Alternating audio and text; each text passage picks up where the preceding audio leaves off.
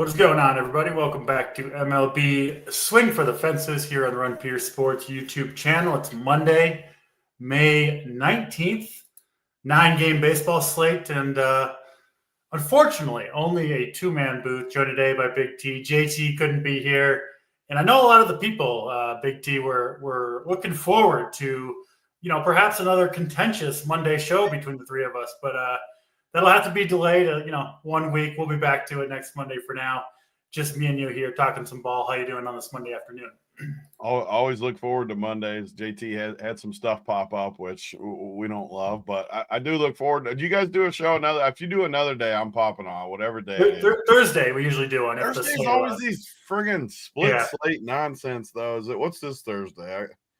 Because I can't miss a week with JT. I mean, these shows have gotten better each week too, with more and more just turmoil throughout the show, more and more arguments. Which I think last week you might have whooped us, right? You were texting me or something later in the night. Which dusty pitcher did you own me with? My dusty pitchers have been doing pretty well, but which one was it last week though? Because you fired a text at me later in the evening. Like, that was actually a different dusty pitcher. Because last week you came on. You popped in the chat just for a moment to tell me. Oh, I wasn't on Randy Vasquez. It was Randy Vasquez night. Was the one I texted you. But last week, see, that was probably the Thursday show, maybe, or one of the. It wasn't Monday, right? Dolander was the one that I was on that did well. Oh, yeah, that was JT that was mad at you about him, anyways. You're right. I was making fun of Vasquez on another show. Yeah, and he did. He whooped me. How many points did he whooped me that night? I think it was close to 20 for Vasquez. And a lot of the other guys sucked that night too, if I remember right. So he looked even better than that night. And Dolander did pretty good too, right? I was on Dolander with you though. That was more JT getting upset about that. Yeah, baseball. They string together the days, right? They get like the 5-man rotation. They're back up again. It's hard to. And honestly, when we do the shows every Monday, it feels like a lot of the same guys. A lot of the time. Wasn't Robbie Ray our original argument on this show, where you guys were like loving going against him? Now he's 9-0 or something, or 9-0. I think that's true. I think that might have been the Brewers night. Brewers and JT was saying how lucky I was because they scored 2 runs and all the the variance and the 2. Trying to take his elbow, wouldn't actually take one of those. Yeah, that was good from JT. Robbie Ray on the slate, most expensive pitcher, so he's come through. Big T, we'll get into the baseball, but I gotta get your take on my Timberwolves. They've filled my hope bubble once again. Has this Wolves team any chance versus the Thunder? Man, I really think Minnesota and Denver are super similar, and I thought Denver could beat OKC in a good line, and obviously not even as much with the injuries and stuff, because OKC was minus 800 or something going into that. Now they're only minus 350 or whatever it's settled at. But I just don't think OKC is as good as everyone else does. So what do they like Minnesota. What do they want? I don't understand why they're such massive favorites over the And they really didn't look that good against Denver. It was just Denver just had so many injuries and stuff working again. And I'm not making excuses. People will come at me like, we whooped you in 7, blah, blah, blah. OKC won. They dominated game 7. But, I mean, you had MPJ couldn't do anything. Gordon, one hamstring. Jamal, who knows what's going on. I mean, did they really impress you leaving that series? I mean, they won it, and they did look good yesterday, the last 3 quarters. I like Minnesota. The only thing that worries me is I just don't understand why they're that big of an underdog. But the underdogs have been treating me good all playoffs. I have to take Minnesota. I have to. I have to. And I think depth is overrated too. Like OKC's biggest strength is depth. I say that, and my Nuggets were down to 2 players at the end of the series. But you need some depth. But I think Minnesota's perfect. 7 or 8 guys. I don't need 10 guys. No, Give me the 7 or 8 guys, and I'm good with that. You got your stars. Randall's impressed me insane. I was never a Randall fan. I'll be honest. I thought Cat was better than him coming in. But Randall just checks the Minnesota box. He's so much tougher than Cat. Cat is such a softie. And I am rooting for that final, though, Cat and Minnesota. There's no way. We might lose to OKC. There's no way this version of the Wolves is losing to Karl Anthony Towns. No. The West is the one thing we'll definitely agree on is the West is definitely until there's another injury or something, which keeps happening, and then maybe it narrows it. But if these teams come in healthy, they're not losing to the Heat. And also, Cat will just lose his mind with doing idiot plays against the Wolves in Target Center. Randall will whoop his ass. Yes. Even if they fight, he'll whoop his ass. Cat's not fighting anybody though. Let's be honest. I'm rooting for Minnesota though. We're aligned. I've become a Minnesota fan a little bit. I just love Ant's personality. Like it's just I know everyone does, but I just love his personality. I do hate Gobert, but that's part of the process of Minnesota. And Randall's just a beast, so I'm going to be on Minnesota. I'm not like super confident in it though, just because the line's huge. So I don't know. I'll be rooting with you though. Yeah, I've got Uncle T asked me. I got a tasty 65-1, pretty substantial ticket for me on the Wolves. That was just pre-playoff. 65-1 was kind of crazy on the Wolves. I think that's why do they just get no respect from the odds makers? Like they haven't the whole playoffs. I don't really understand either, but it's been and it wasn't just the Steph injury the reason they beat Golden State. Like they would have beat them anyway. They might not have won that easy. They would have won anyway. They would have won anyways. Like, and they dispatched to the Lakers. They've looked great. I hated them last year, and I didn't really like them most of this year, but I've become a fan. I'm definitely rooting on them. Yeah, it'd be good for the NBA too. I guess no matter what, it's good for the NBA at this point, right? Like you got all 4 young superstars.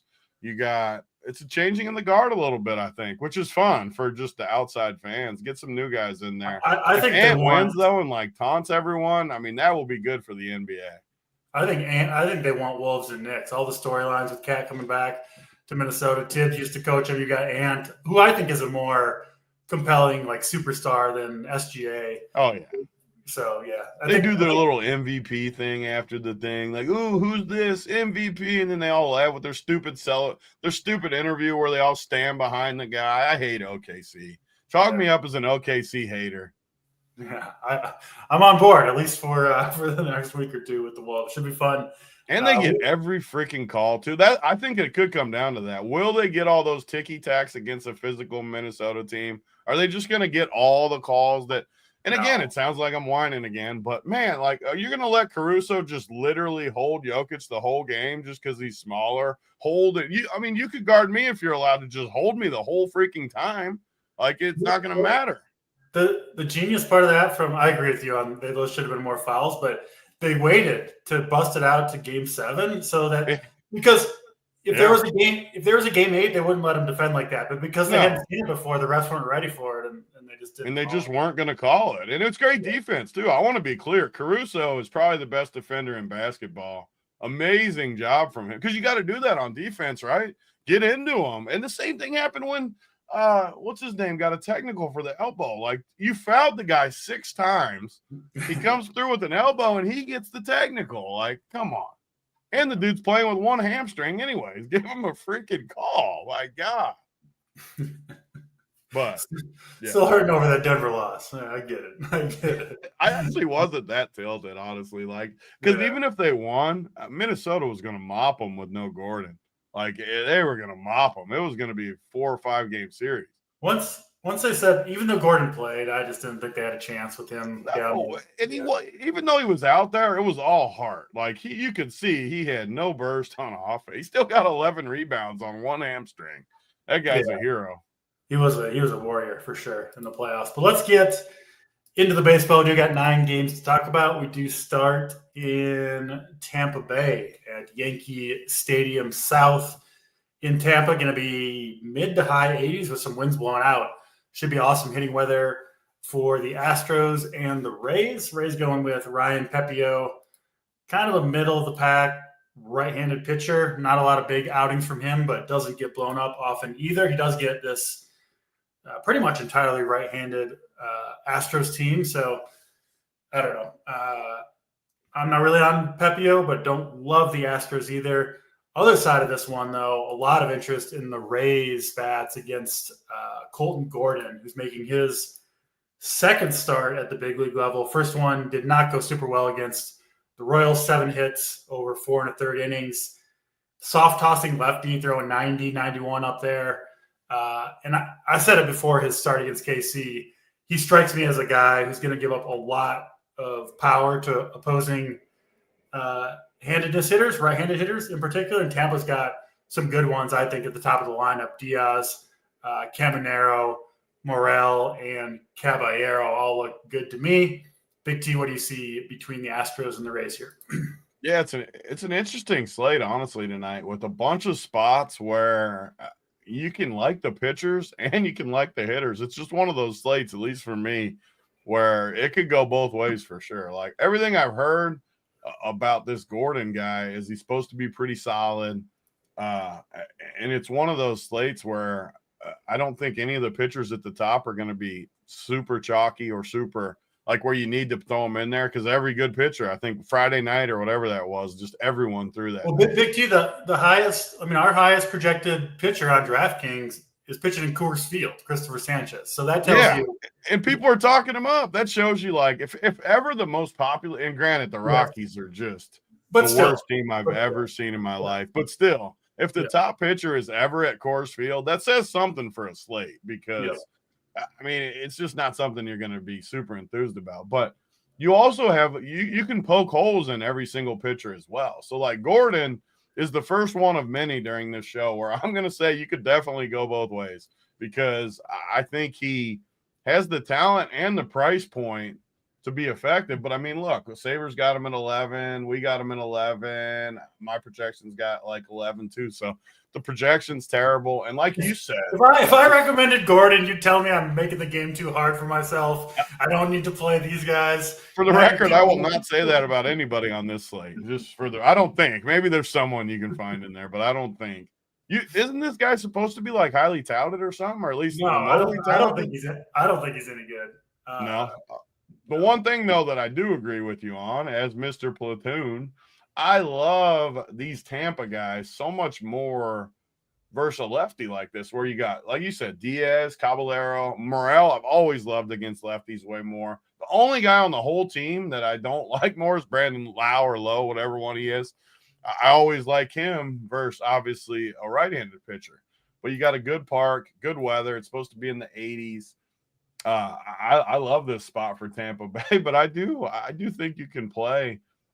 I do think you can play Gordon too, though. And then the Tampa side, Pepio, a little bit better. I mean, his price is higher. The matchup, though, all year, I think Steve and you were two of the ones that talked about it first.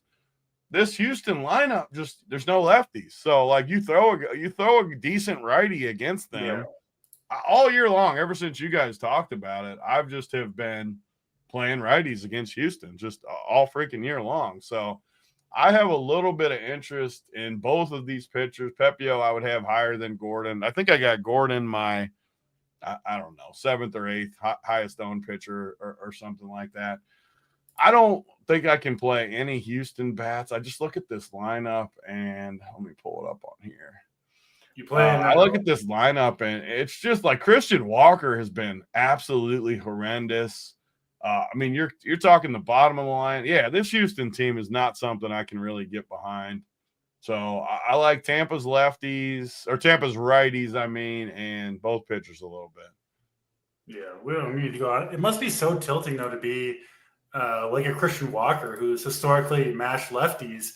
And so, like, not only do you not get to face any against the, as a starting pitcher, but no lefty reliever ever comes in the game because it's all right-handers in there in the first place. So you don't even get to face any off the bench. It's just like nonstop righties for these Astros bats. It's going to be like that all year, too. Yeah.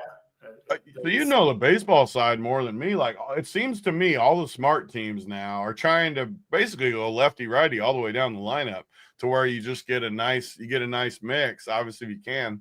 It's one thing just to literally go all righty. So just the whole team. I mean, you're not putting any pressure on the defense. This is crazy. Yeah. I mean, obviously, Jordan Alvarez, right? One of the best lefty hitters in baseball, not in the lineup, makes things even worse. So, yeah. I feel like even when he's in, though, if he's the only freaking lefty, can't you just pitch around him unless there's just bases loaded or something?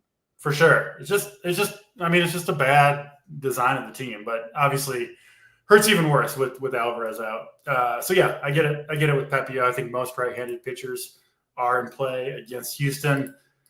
Let's go to Seattle and the White Sox next. In Chicago, cool and wind blowing in should play pitcher friendly, kind of to maybe a little bit of an extreme level at the Chicago Park Rate Field tonight. Luis Castillo going for Seattle, kind of an interesting spot. DraftKings has started pricing up pitchers based on matchup more. It's like a change in the last week. If you look at Castillo's prices, he's kind of sitting in that mid 8K range all season. Gets this White Sox team and they bump him up a whole $1,000 to $9,500, which he's just not a $9,500 pitcher anymore. He was a few years ago, but not anymore. He might be in this matchup, of course, against the White Sox. High strikeout rates, not a good offense, good place to pitch. But do you think Castillo's got to be in play, even if he seems maybe a little bit overpriced? And then our guy Davis Maddock Martin pitching for the White Sox here. This is maybe you're dumpster diving on Colton Gordon. I don't mind Davis Martin here. Oh, no. I didn't think there was no way. We can do Martin versus Gordon if you want to. Definitely. I'm definitely in for that. Oh, and I do like our favorite podcaster. Oh my God, Davis Maddock here a little bit. Go ahead. I didn't think there was a way you could get me today. You got me still. He was the one guy I never dreamed you'd like. Yeah. Look at those K rates for the Mariners, man. And the good pitching conditions. Nobody on him. Good spot for well, yeah, no one's on him. He's freaking Davis Maddock. Yeah. He even kind of has Davis Maddock's hair too. Do you think he's taller than our boy Davis? I hope so. Otherwise, it's not a good play tonight. I like Seattle. Seattle's like my favorite team of the night. So it's funny that Martin has been decent though. I mean, you look at him. Yeah. He did have 1 6 strikeout game versus Boston. Decent. Even I mean, 6 strikeouts versus Boston is pretty good. All the games though, he's been at Kansas City. He struggled with only 2 strikeouts. He really hasn't given up that many home runs though. What? Not too late. You can join the Davis Martin train with me. I mean, I'm definitely not playing Davis Martin, but it does make me get a little more hesitant on Seattle. Some of these guys against this profile. Like Jorge Polanco has always been one of my platoon guys. When he's against a bad righty or a mediocre righty, him and Camporeale, man, are just slam dunk city against bad right-handed pitching. But the problem is going to be, I mean, they're going to get ownership too. Like, I think these ownerships are crazy. 8%. I can't imagine. Seattle's really not going to get ownership? I think it's because of the weather. Just because it's cold? Cold and windy, yeah. Windy blowing in or something? Yeah. Man, I like Seattle a ton in this spot. I like the lineup. I do hate like JP Crawford and Dylan Moore, but in the middle of the lineup, when you can roll out Polanco, Julio Rodriguez, Camporeale, A-Ros, and then you always get the price gap with Rowdy Tellez too, which always sucks me in. Big old fat Roddy. They just always give you the free price. And like we always talk about on these shows, it's nice when you love a stack when you get one price break guy of someone you like. Or it gives you just one dude in the 2Ks. Always helps, and it leaves it there. And, yeah, like Uncle T said, Rowdy's been getting things going a little bit. I've played him a bunch, and he really hasn't done anything for me. But 2 bombs this weekend at San Diego. He's been good enough for the big fella.Maybe they promised to get him a little more food or something. Keep him well fed. Big Rowdy's got to be on Big Platoon. He's got. Yeah, he hasn't been too good to me, but he has to be when. And I like playing the 3-man a lot too, where Polanco, Rowdy Tellez for a little 3-man to go the full stack. But I don't know. I like some of these other guys too. And then the White Sox. I mean, this is the issue that I have with this slate is, man, the best spot for a pitcher by far, I think, is Castillo. But I agree with you. Like, even if he was like 8K, I wouldn't feel great about it. Instead, he's all the way up at, what'd you say? 9,500. I mean, that's insane for a guy that just really doesn't have a ton of strikeout. And he's chalky, right? So he's overpriced and popular. Yeah. I mean, you're talking, it's a lot of negatives against him. The one thing, though, is, man, you got everything you just said against Seattle, why people are scared of him. You got this White Sox offense in the same situation where it's what's that saying? Like the movable object versus the whatever the hell the saying is. Yeah. You got no offense versus a pitcher that can't strike someone out. I don't know. I'm not removing Castillo from my player pool, but I don't see myself getting a ton. Like, even my projection's a little lower than even we got at Sabre. You know what else is scary about Castillo is, like, he gets to pitch in that home park in Seattle. If you look at his numbers on the season, and he still struggles in the best park. He's been really bad when you've taken. It's only been a few starts, but yeah, I don't know. The White Sox and the Rockies, though, man. Like, if you just every single day all year just played the pitcher, just every day, just those two pitchers, I think you would end up in really good shape because they are so terrible that you're just going to make up for it in the long run, I think.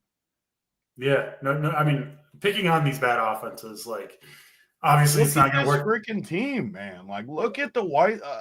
This has to be a worse lineup than even the Rockies, right?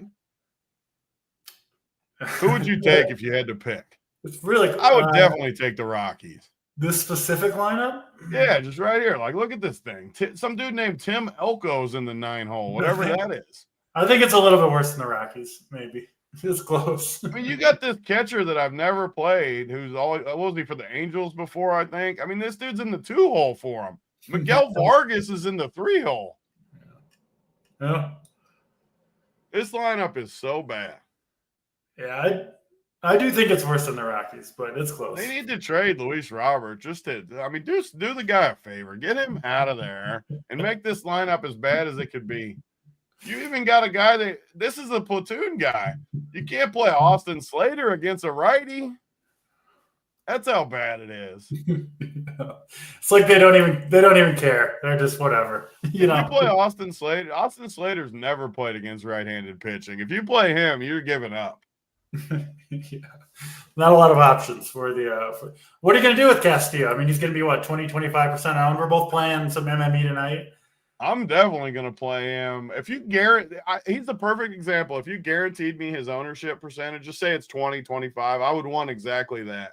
Just keep me along, because that's why another reason I like on the Monday show.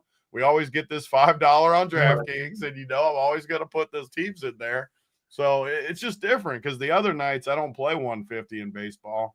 I like putting 150 in when we do the shows on Monday. So I think we got him 20-25. I think I'll set him at like 20-25% tonight and see what happens. I don't love him though. I think I'm just going to match the field. When I get like confused about a play, I don't know if I like him. Can't decide. Just go with the field. Decide. That's the fun part about multi-hittering. Yeah. You don't have to make a decision on every player. Nope. And I don't want my night riding good or bad with Luis Castillo. Because let's face it, he could get 25 tonight or he could get 10. He could go either way. There's no question about it. Yeah, no doubt about it. All right, that's Seattle and the White Sox. We'll go to Cleveland and Minnesota next. This is the game that has most I don't know if it's likely, but the highest chance, I should say, of being postponed due to rain. Bailey Ober, Logan Allen, Twins lost. Buxton and Correa. Of course, Buxton finally having a good run. He's healthy, and he freaking gets concussed on a collision. Just brutal for the Twins. Hopefully not out too long. Anyway, Logan Allen, I still couldn't get there with him, even with the depleted Twins lineup, but I don't think he's the craziest play at 6,500. And then, assuming the game looks safe, I do like Bailey Ober quite a bit at 8,200. Really good pitching conditions. Going to be cool with winds blowing in Minneapolis. But again, we're going to have to pay attention to that weather. I'll look it up here on the radar, T, while you talk about Guardians and Twins here. Yeah, this is one of the takes I always have in baseball is if the weather is remotely worrisome, I always try to stay away from it, especially when I don't have like really, really strong takes of a game. And Bailey Ober, I definitely like him. And honestly, I like Logan Allen a little bit too at 6,500.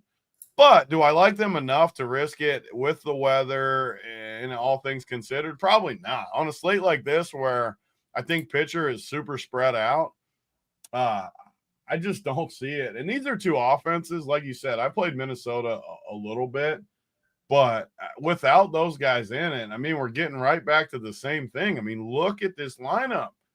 I mean, it's so bad. It's so terrible. Do I really need to play this lineup against a weather game, against a pitcher that I think's decent on top of it? This game to me looks like a perfect just full cross off and just don't pretend it doesn't even exist. And honestly, when I do that, I just root for weather. Just because even if it's small owned, like, look, you got some of these pitchers, if they don't postpone it, they'll get owned. But the rest of the game is, I mean, literally the only guy owned in the whole game is Bailey Ober.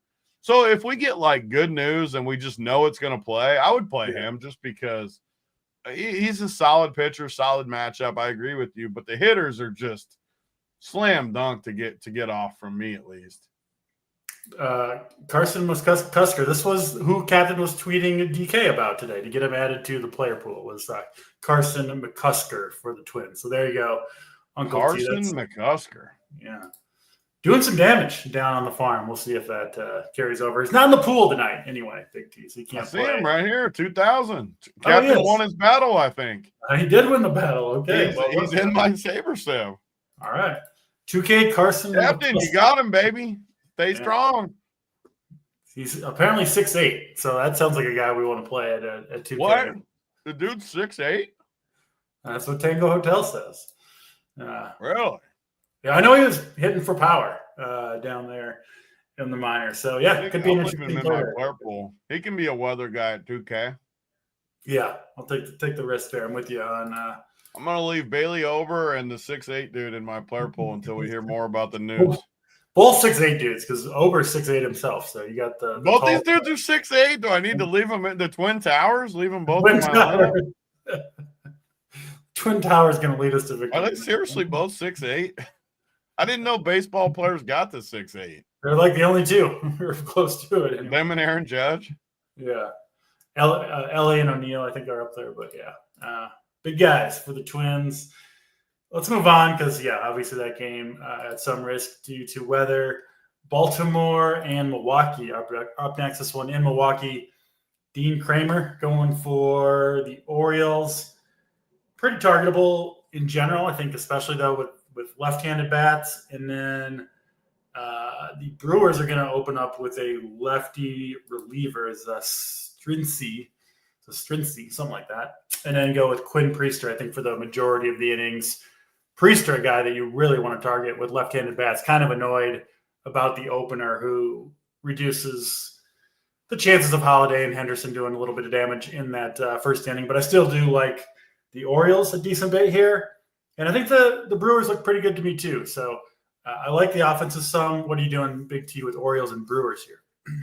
Yeah, if there's any team that's just killed me this year the most, it's been the Orioles. For whatever reason, I always liked them. Yeah. Who? They've been terrible all year. They have been they were supposed to be good, right? Like they were good last year. I mean, they have been so bad. I mean, so terrible. But I still look at their lineup and I'm still just like, man, this team has to be able to get something going. And I always get suckered into the top of the lineup mainly. Like Jackson Holiday is always free. He's always in the one hole. And I feel like he's a really good play tonight. It just feels like he's like the best play of the whole slate. Like when he's just in that spot. And I will say too, another like Saber Sim spot where they got the Orioles at 4-7. I mean, what is their team total in this freaking game like on DraftKings? It's got to be way lower. I'm trying to see. I bet it's pretty decent.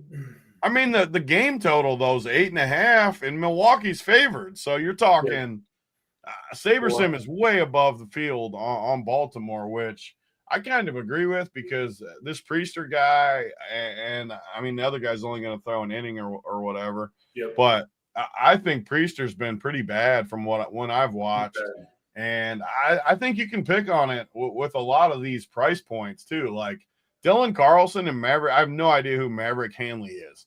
But you got two 2K prices, and then you got all the guys at the top I love. Holiday, Gunnar Henderson, even Mountcastle at 3,500 is a good price. Laureano's actually surprisingly been pretty good too at 3,100. I just think you have a lot of flexibility, but I will say the one issue is what I've said. I always like this lineup. It looks good price wise, and they just haven't been very good. And I think Priester's supposed to be like a ground ball pitcher too, right? Or no? Am I wrong about that? No, he gives up quite a bit of power. Yeah. Yeah. So I like Baltimore for sure. And Milwaukee's just a team that I just haven't played too much, honestly. Kramer's been bad for the most part. I feel like he's had a few decent starts lately. What has he done lately? He had 2 good starts in there at Minnesota and versus Kansas City, 8 strikeouts versus Minnesota. But we just talked about the Minnesota lineup. They're terrible. So it doesn't impress me much. I'm kind of with you on the offense, and I like it when Saber. So just for example, like the total is 8.5 with hardly any juice. DraftKings Sportsbook, our partner, you got 9.2 according to Saber Sim and the Sims. That makes me want to get in there. Oh, if you do this every night, the whole baseball season, just key these games where Saber's higher than the market, I think you'd win a lot of money over the season. I just do. Is it going to work out every time? No. We got a 5.9. They're updating us on heights from everyone. Yeah, 5.9. I don't know if I can play a 5.9. I think we want to stick with McCusker over Maverick Handley. Yeah, I don't know if I can play a 5.9 fella. That might be too small for my requirements. But I'm with you. I'm more on the offense. I'm not going to play Kramer even on this slate. He's been bad. I'm taking him out. But yeah, I'm with you. I'm higher on the offense this game than most probably. You have your King of the Diamond home run parlay in there yet, Big T, or you got to make it? I know. I always like to do the show first, so I can hear who you like and kind of. I love doing it though. 5 different spots, and I still talk about the Maldonado spot, but nights like tonight where I don't think there's like a clear spot outside of like Philly, which we'll get to, which is another argument we've had in the past about Freeland. And some spots like that, I think you can get different tonight. I wouldn't be surprised if a random team scores the most. Yeah, I came within inches of winning it last week with Kyle Stowers in the Marlins, who scored 9 runs, and Stowers in his last at bat hit one like 400 feet, like 1 foot short. And he was plus 700. Nobody would have. I think it would have been a Maldi type of win, but anyway.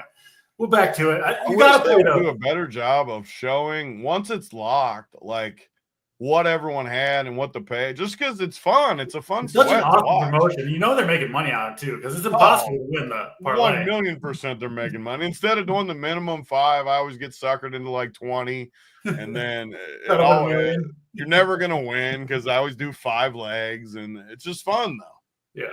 5 legs, 5 different teams, right? Is how I play it. I do. I think that's the only way to do it, in my opinion, at least. Like, you get 5 different bullets. You might as well try it. Yeah, it's all about trying to get the free bets, not try to win the actual. How many can you do if you wanted from a team? 2? I don't know. I always just do the 5. One time I made it too early, and one of my players wasn't in the lineup, so now I wait till the lineup. Yeah, you can't make that mistake where you get a. What if you came in as a pinch hitter though? That could be a way to win the millie. Yeah, a pinch hit bomb off the team. That would be nice. That would be nice to. That'd be the ultimate Siege backup quarterback hit. Siege has probably got some bench players in there trying to get the whole $1,000,000. The full stack. Yeah. All right, let's get to Detroit and in St. Louis, Cardinals and Tigers in Busch Stadium. Big Bill Miller behind the plate. Going to be pitcher-friendly umpire for Sonny Gray. And it looks like the Tigers going with something of a bullpen game. Going to start with Sean Gunther and then Cater Montero. Kind of like a Priester situation. Probably going to get 4 or 5 innings, hopefully, out of Montero if you're the Tigers. Yeah, this one, another good one for pitching conditions in terms of wind direction, umpire, all that stuff.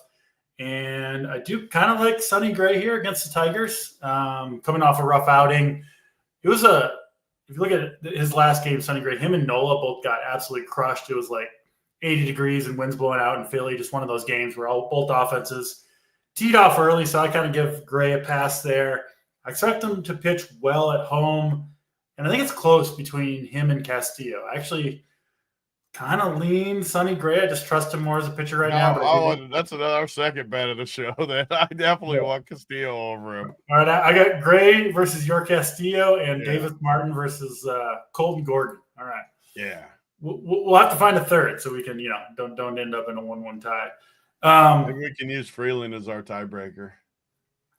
I get to go against Freeland? I don't know what the bet would be with Freeland, but some sort of tiebreaker. Any pitcher you want, my friend. Pick from the list of starters. But yeah, I do like Gray here. Not really on either offense, to be honest. So mostly Sonny Gray in this one for me. Big T, sounds like you're not as high on Sonny as I am. So maybe some Tigers for you. What are you doing with this one? First of all, this is the second, this weather isn't as bad as Minnesota and stuff, but there's at least a little bit of concern with weather. And when you talk about these teams, I'm never really going against a bullpen game. And I don't like St. Louis's offense anyways. So they're just an easy cross off for me. And Sonny Gray is one of the guys that I've watched a decent amount this year. I think something's wrong with him. You know how to look at the advanced numbers more than me. Obviously, it's probably not. It's pure eyeball test. But just watching him, a few of the games, gave up 7, like you said, last start. That was a bad one. He had a great start versus Pittsburgh. But in 3 games before that, he gave up 4, 3, and 3. So you gotta see how much you believe, though, because the Mets are like a team that I don't like to play pitchers against. So 2 of them, do you really give them a pass? I just don't. You got to weigh it how much you think those games mean.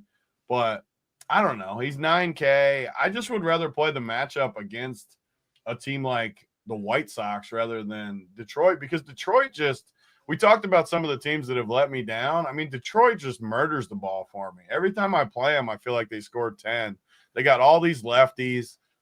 I just would much rather be on the Detroit side of things here. But the flip side of that is I hate this ballpark. Spencer says, when are you going to do a cake stand for the boys?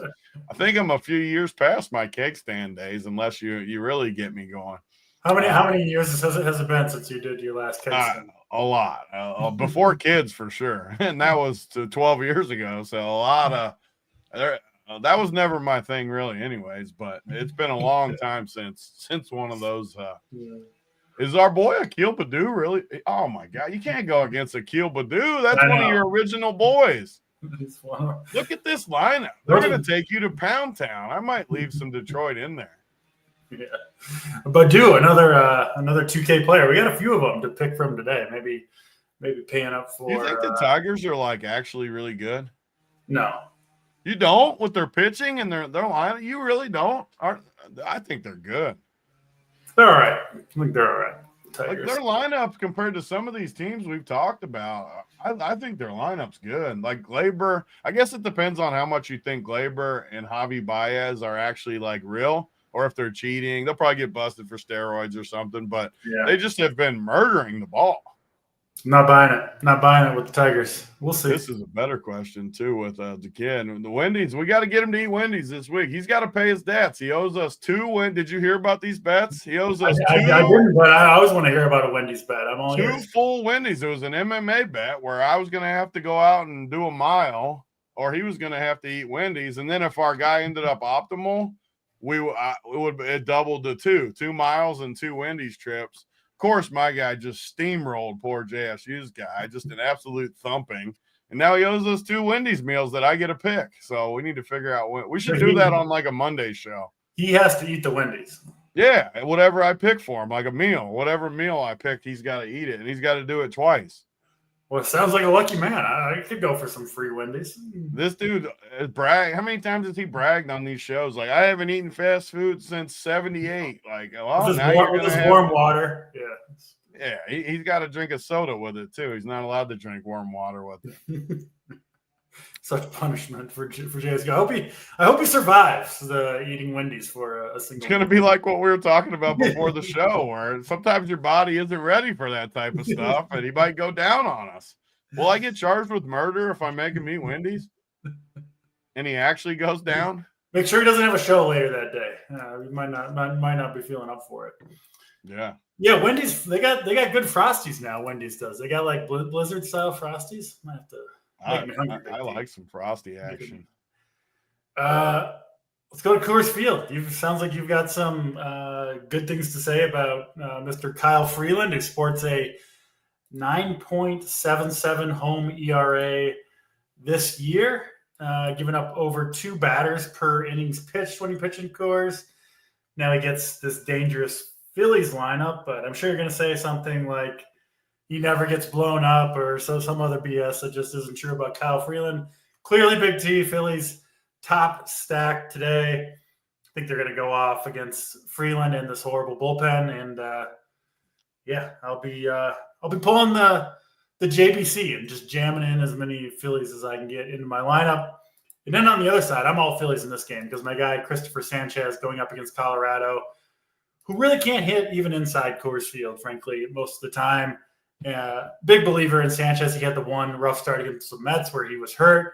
Other than that, he's been good to great every other time out, and I think he does it again here. So Sanchez is my favorite pitcher on this slate and Philly's favorite stack. So all Phillies for me. Sounds like you might have a different take. Big T, what do you got for us?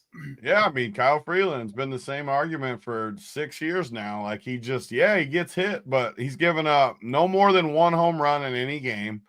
Like a lot of these games, he's given up 5 or 6 runs, but there's not as many fantasy points as you would think because he throws all this soft stuff in there and you might hit it a little here and there and score some runs, but it's never like just a blow up spot.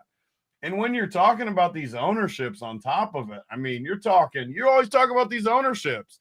All these guys are going to be 20%, these good hitters. Like Nick Castellanos in the middle. I mean, and then you look at the history too, which you really love when I start talking about this stuff. Bryce Harper, 5 for 27 against him. Oh, no. Nick Castellanos, 4 for 17 against him.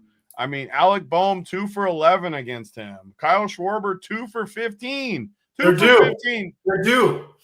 Kyle Schwarber's 2 for 15 with 7 strikeouts against Kyle freaking Freeland, and yet he's going to be 20% owned. I mean, I love when Freeland pitches because I can always just fade 20% owned guys everywhere, and then they won't do anything for the 900th straight. When has it ever been the winner against Freeland?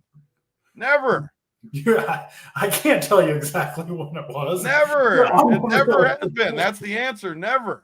And it won't be the winner again tonight. And the one thing I got to stop doing, though, is I have to stop playing Colorado.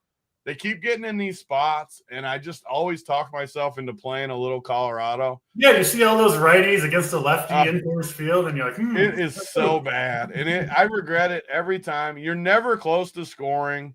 It's just so freaking terrible. I bet I've stacked Colorado at home, not on the road. I bet I've stacked them, 70% of their games at home, and it's never been close to the winner. What do they have on the season? Like 3 wins? I mean, what? Seriously, what is this? I don't know. I'm like legit curious how many. I never look at this besides on the show. I want to know how many wins they got. They got 8 wins on the year. They're 8-38. We're getting close to June here at this point. They're already 20 games out of first place, and we're not even middle of May, and they're 20 games out of first place. I just have to. And now they got like Tovar back in there at 3,100. I was so excited. Stevie Boynton had me all excited to play him last week. I don't even think he did anything. I just have to stop playing this team. I need to just take him out of my player pool because even right now, looking at him, I'm like, man, I should play a little Colorado. Tovar did have 5 hits on Saturday, so he's actually. I think the way to play Colorado to like meet in the middle is just no full stacks. Like, just give me a one-off of like Tovar. Yeah. And you can't play. Another problem with the Rockies, you just can't play these bottom guys, Freeman and Amador, McMahon against anybody decent. Yeah. What are you doing with Sanchez? Because we know he's going to be popular in Coors I'm Field. playing Sanchez for sure. But again, I don't think I'm going to have like crazy takes at pitcher. I'm going to try to stay like pretty field level with a lot of these guys. I just don't have like Sanchez. We got about 30% in that range. I'm good with 30%. I don't want to like go crazy with him in cores. I don't want to. Yeah, I don't know. I'm field. I know that's boring, but I also just said to not play the Phillies, so that was that. That's. I mean, 35% for a pitcher in Coors is a lot of ownership. It's a lot of, but then you're against the Rockies, so like it does balance out a little bit in the middle. Yeah, it's kind of a weird slate for pitching. Kind of tough to pin down, I think. But yeah, all Phillies for me here. Sanchez and this Rockies bullpen, man, they're like the worst in baseball. And that's even the flip side to Freeland too, is that you get that bullpen behind it. Even if you took them out of Coors Field, it would be one of the very worst pens of baseball. They're already tired, and they got to play 7 games in a row in Coors here against the Phillies and then the Yankees. This Rockies pitching staff is just going to get obliterated over the next 7 days. Weather will be nice here in Denver after today. So just pay attention to that going forward, because there's no help coming for this pitching staff. They're gonna Who do they play next? They play 4 games against the Phillies and then 3 against the Yankees, all in Coors Field, and they're already. Yeah, that might be a tough stretch. It's gonna be. They're gonna have at least a couple days where they give up 15 plus runs, is my guess with the Rockies. I want to be there when it happens, so could be tonight. Let's get to. It's not gonna happen tonight. This is our tiebreaker. What's Sabres got them at 6.5? I got under as our tiebreaker. You got over. I got under. That's our tiebreaker. Absolutely. Book it. Let's go to San Francisco for the Royals and the Giants. 2 good lefties going here. Big T's man, Robbie Ray, going for the Giants. Been, I think, pretty much lights out ever since the bet against the Brewers. Just posting up 25 plus seemingly every start for Robbie Ray. Does get pretty high contact Royals team here, but one that certainly has not done much damage. Interesting spot for Ray. And then Chris Bubik's been awesome this year. I don't think he's quite as good as the numbers would indicate, but doing it every time out, getting harder and harder to justify that take. 2 most expensive pitchers on the board here, Robbie Ray and Bubik in San Francisco. What are you doing with these 2? Big T, where do you rank them, as compared to the Castillos, Sanchez's of the world? What are you doing with Bubik and Ray? I'm guessing you're mostly on the pitching here, if anything. Yeah, it's one of those spots. The park, obviously, I don't love in San Francisco. That's kind of been where we've had arguments in the past about stuff like that. And Robbie Ray has probably been lucky a lot this year, but I think they're 9-0 in his starts. And Kansas City has been horrendous versus left-handed pitching. Got to be close to the bottom. Again, I'm not the stats guy, so maybe I'm saying something that's untrue. But in my head, they have not hit left-handed pitching all freak, at least for power. Maybe they hit a bunch of singles, blah, blah, blah. But I cannot imagine taking the Royals in this park. So I'm just clearing them out right now while we're talking about it. Actually, I might leave my boy Renfroe in there. They do got a couple lefty guys, 2,200 for Renfroe. I think he's got 0 home runs on the year. Solid platoon guy just for the show, though. Why does Michael Massey get to make? Okay, yeah, get Massey.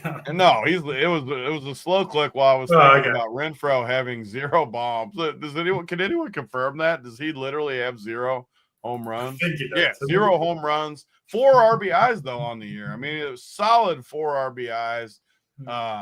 Man, in this park too. Who else was on there? They got I pulled them out too quick. Canna's somewhat. This is what they're trying to do again. This is how bad they've been against lefties. They're trying to throw these old splits guys in there to try to like rally them up a little bit, and I don't see it. The one guy though, the original platoon guy, everyone knows, Wilmer Flores, baby, the original. He's just mashing the ball, representing all the platooners across the world.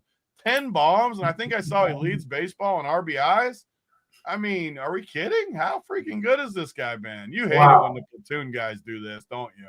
He had 42 RBIs for I think I might have taken the under on the season, 42 RBIs. If you ask me. I probably would have, even as a Wilmer guy. I mean, 42 already, and he's like been legit good even against righties.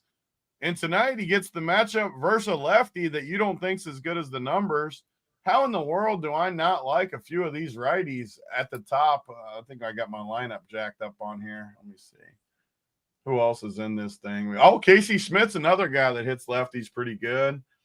Man, Sam freaking Huff. Isn't that dude? Where did he play before? Tampa Bay or something? I can't remember. I hate this park, but I actually agree with you about Bubik. I think San Francisco is another team.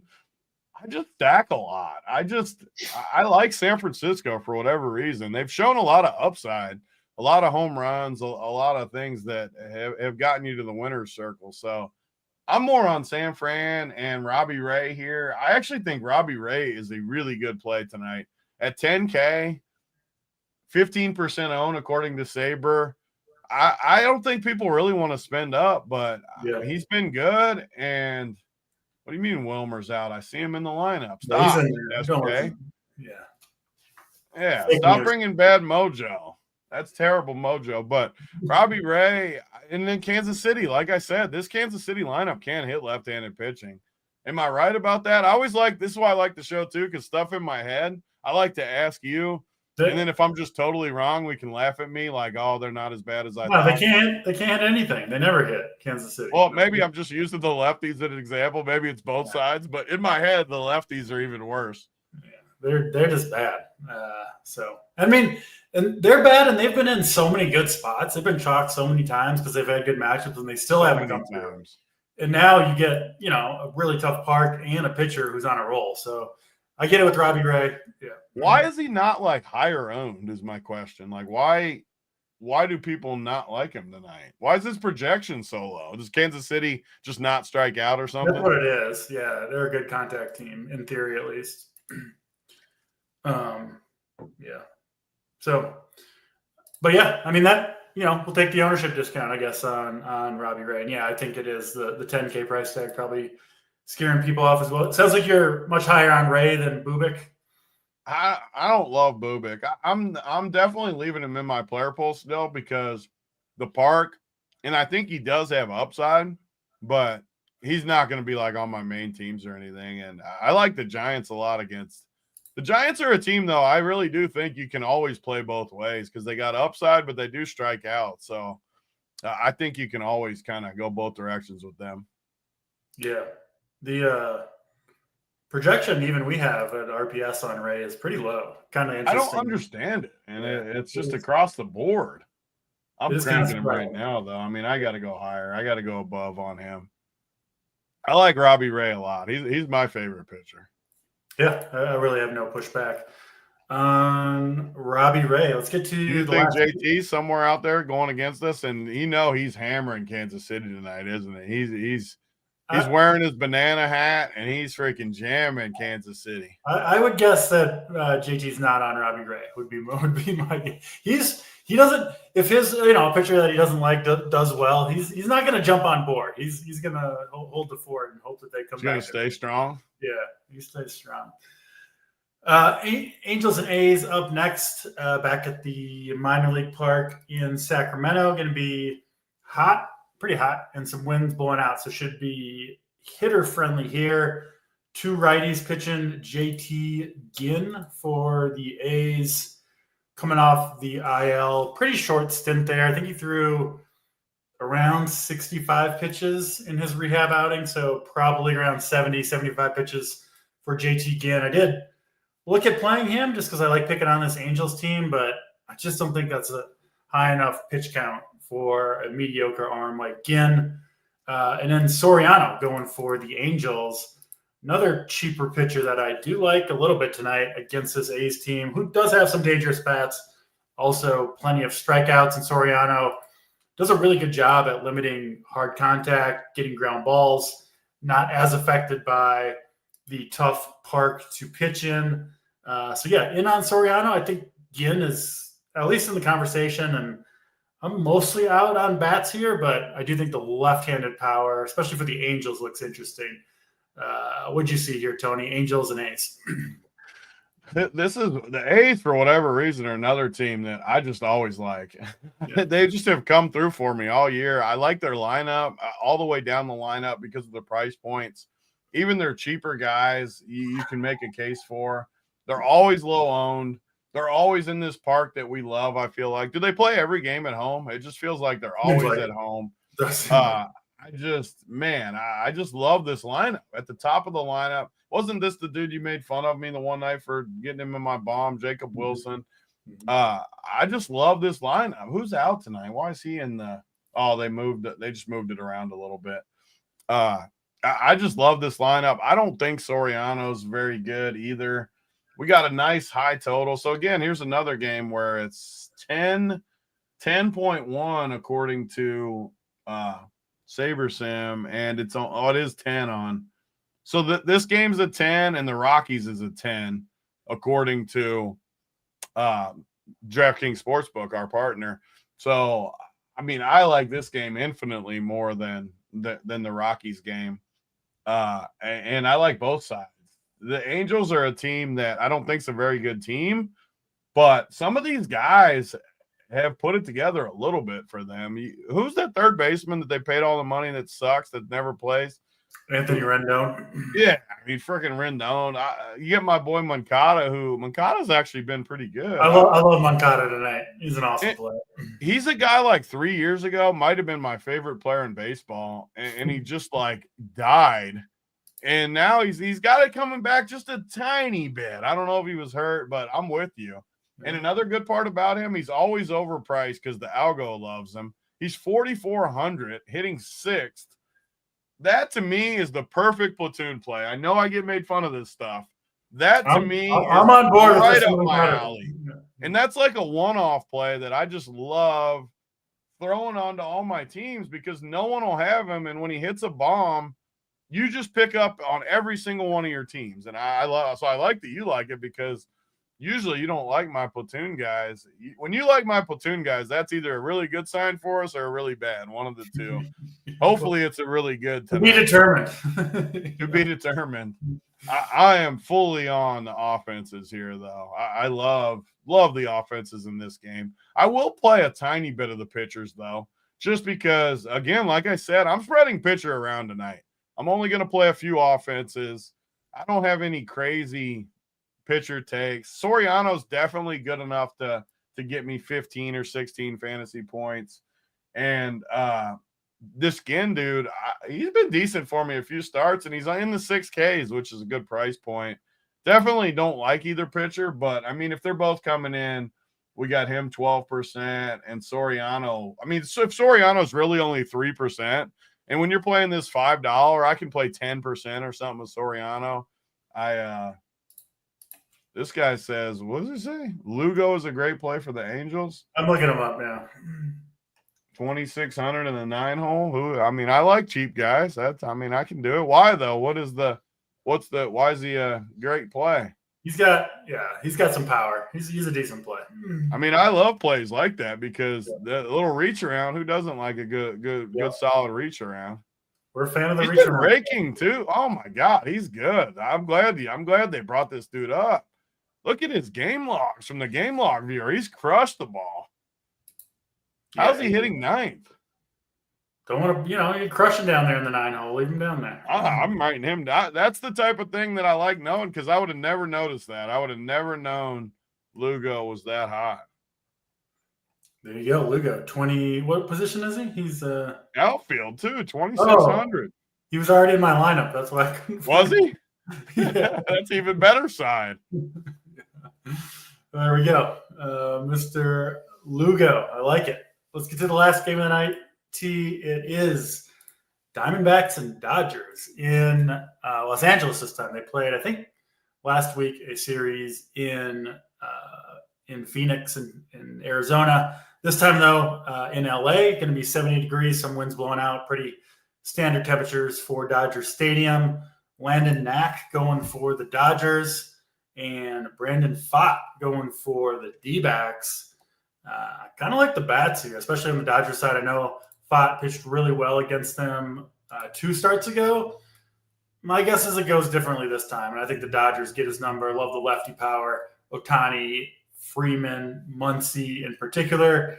And I believe the Dodgers get both Edman and Teoscar Hernandez back from the IL today. So big boost. Came out. They're both back in. Yeah, big upgrades to an already awesome lineup, obviously, for the Dodgers. Over to you, T. What do you see? Dodgers and D-backs. Dodgers are just a team that I'm just going to play all year. Yeah. I mean, it's just one of those teams that, honestly, it's another team that if you just guaranteed me what they were going to be owned every day, I would just play them like field or a little bit above just all year and just ride it out. Because you know how many games they're going to score double digits? A lot. Yeah. And when they bust, they still hit bombs here and there. Say they score 5 tonight, it could be 3 home runs or something. So you're still in good shape. And it's always the late game. I still don't love the park. I wish they played in a better park. But, man, your lineup, and I even like this Kim dude in the 9-hole. He's been pretty good to me, which his price he's up to 3,100 finally. Really the only guy I don't like is Conforto. He's been terrible. But the rest of the lineup, I mean, Freddie Freeman's had a resurgence. My boy, Free Money Freddie. He's crushing. Ohtani is just amazing. I mean, the Dodgers are you can take them every single day. In Arizona, I get scared when these teams throw bullpen games. And how long do we think this no one's going to go deep for them, right? Dreyer starting and Knack or whoever's going to be the reliever. Is that what you said? They'll try to get 4 or 5 innings out of Knack, I think. I just don't. I love Arizona, so I look at this lineup, and I definitely have to have some of Arizona. I think they're just a really good lineup. But in all honesty, I don't love the spot, and I don't love it when I know for a fact that the Dodgers will just pull the pitcher at any sort of turbulence. I just never go against bullpen games as much as some would. So I'll be more on the Dodgers side. But I was trying to decide if I could play any spot, even against the Dodgers, only because he's 3% owned. I just don't think I need to. Like you said, with Teoscar back, with Edmund back, I'll pass on that. Makes sense. That's 9 games. Let's get to the good stuff here at the end of the show. Big T, who do you think your most used or most important pitcher combination? Which 2 guys? I know you're spreading it around a little bit. I'll give you a minute to think about it. For me, Sanchez is SP1, first guy in my lineup at pitcher, and we'll go with the much mocked Davis Maddock Martin. You had to throw him in there. Throw him in there, Martin and Sanchez for DC. God. I cannot believe that you're on Martin. It's so perfect for the Monday show. Ready for your 20 ball from Martin. 20 ball too. Wow. Yeah. I don't even know why I still got him in my player pool. That was out of respect. I got to get him out of there. Get him out of there. My most important is for sure Robbie Ray, and my second most important Sanchez. I mean, because if I can just go against, like I said, White Sox, Rockies, Kansas City, I think you're in pretty good shape. So since you said Sanchez, I'm actually going to say the bum Castillo up there too. I think you can do pretty good going Robbie Ray and Castillo on a slate like this and flipping the build. No one knows who to play pitcher wise. Yeah. I don't love Castillo, but I do think Castillo, another positive with him is his floor. At 9,500, usually you want a ceiling. I think like if he gets like 18 tonight, like our projection, I think that's pretty good for 9,500 on this slate. I think I can work with that. So it's a weird 2 guys, Robbie Ray and Castillo, especially at these prices, but I like it. Davis Martin gets the axe, but Kyle Freeland makes the cut. He's staring at you down there with this 8.97 projection down here. He's locked in. I'm actually not going to play Freeland. I'll take him out. But there he goes. All right, Pete Kyle. I am not playing Philadelphia either all that much. All right. Home run call, Big T. Who's going yard for us? I mean, the first one's just a freebie off your boy Davis Maddock, Mr. Polanco. I mean, Mr. Polanco is just a dead dart off of him tonight. Jorge Polanco. There you go. Yeah, home run call. I'm looking. Sometimes you got to scroll a little bit to see, To get the good ones, you got to work for it. They don't just pop out. Besides Polanco, you got to work a little harder. You know what? We're going all the way down to the bottom, and it's going to require good weather or tolerable weather, but the 6'8" dude for the Twins, Carson McCusker. Yeah, there we go. Get in there, McCusker. Going deep for us. Hopefully, I hope that dude does hit a bomb for us after we talked about it. Feel good about it. Big T, give us your 2 favorite stacks on the slate, then we'll get out of here. For sure, my favorite. It's what makes the show good when we don't agree. My favorite stack for sure is Seattle tonight. I absolutely love Seattle in this spot. I was excited all day actually about Seattle, so it's even funnier that, of course, you like the pitcher going against me for the Monday show. And my second one's going to be the A's. The A's and the Mariners are my 2 stacks. All right, give me the Phillies and Coors, and give me the Rays against your guy Colton. I like the Rays too. The Rays are my third, I think. I feel good about the Rays. Yeah. So that could be our one we kind of go in together on. We'll go first and second on Rays stack. That works for. I like the Rays a lot. The Rays might be the best, like all things considered, stack. Like just the ownership, where they're at, everything involved. That top 4 for the Rays looks really, really tasty to me. Yeah. That'll do it for this show, though. We'll be back same time, same place tomorrow. Me and Steve Boynton holding it down tomorrow. Good luck to everybody in your lineups tonight. Good luck in the King of the Diamond home run parlay contest. For Big T, I'm DC. We're out of here.